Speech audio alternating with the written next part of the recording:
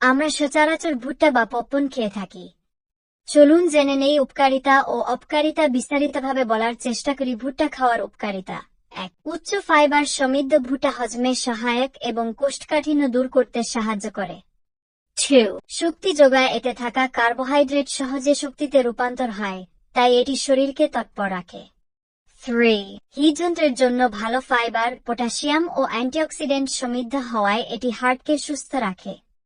4. চোখের জন্য উপকারী। ভুট্টায় থাকা লুটিন ও জ্যাক্সান্থিন চোখের দৃষ্টিশক্তি ভালো রাখতে সাহায্য করে।